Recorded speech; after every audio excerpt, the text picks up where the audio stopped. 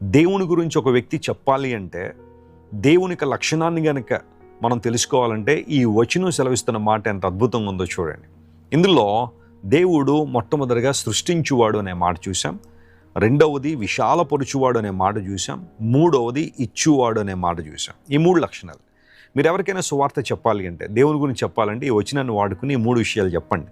చాలా స్పష్టంగా వారికి అర్థమవుతుంది. మొట్టమొదటిగా దేవుడు మనల్ని సృష్టించినవాడు. మనలను మాత్రమే కాదు, సువిశాల విశ్వాన్ని తన మహిమ కొరకు, తన ఉద్దేశాల కొరకు ఆయన సృష్టించాడు.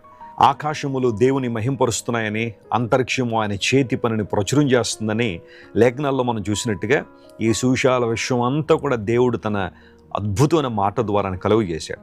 అయితే మన దగ్గరికి వచ్చేసరికి దేవుడు మాట ద్వారా కాదు, కానీ తన క్రియ ద్వారా, అంటే ఆదామును కలుగు చేయడంలో దేవుడు కొంత సమయాన్ని తీసుకున్నాడు. నెలమంటితో మనిషిని నిర్మించి మనిషికి జీవాత్మను దేవుడిచ్చాడు. నాసికారంధ్రములో జీవవాయువును ఊదగా మనిషి జీవాత్మ అయ్యాడని బైబిల్ సెలవిస్తూ ఉంది. శాస్త్రవేత్తలు ఈ రోజున చెబుతున్న విషయం ఏంటంటే మానవ దేహంలో ఒక 52 మూలకాలు ఉన్నాయని. అవన్నీ మట్టిలో దొరికేవే.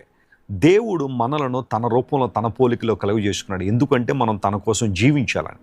ఆయనకు ఉద్దేశంతో మనల్ని లోకంలో పంపించారు. ఆయన సృష్టికర్త అయిన దేవుడు, ఆయన సృజనాత్మకత కలిగినవాడు.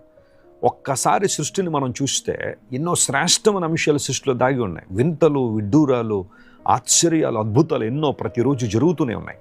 ఇవన్నీ కూడా దేవుని మహత్యాన్ని, ఆయన గొప్పతనాన్ని చాటి చెబుతూనే ఉన్నాయి. అపోస్తలుడైన పౌలు కూడా అంటాడు, మనం సృష్టించబడిన వస్తువులను ఆలోచించడం వలన దేవుని యొక్క నిత్యశక్తి మరియు ఆయన దైవత్వాన్ని తెలుసుకుంటున్నాము. దేవుడు లేడు అని ఎవరు చెప్పడానికి లేదట. ఎందుకోసం అంటే సృష్టిని ఆలోచించడం వలన సృష్టికర్త యొక్క గొప్పతనాన్ని మనం తెలుసుకోవచ్చు. సృష్టిని పూజించమని బైబిల్ చెప్పలేదు, సృష్టిని ఆరాధించమని బైబిల్ చెప్పలేదు, కానీ సృష్టిని చేసిన దేవుణ్ణి ఆరాధించాలి. ఆయన్ని పూజించినప్పుడే జీవిత పరమార్థం, మనిషికి సార్థకత.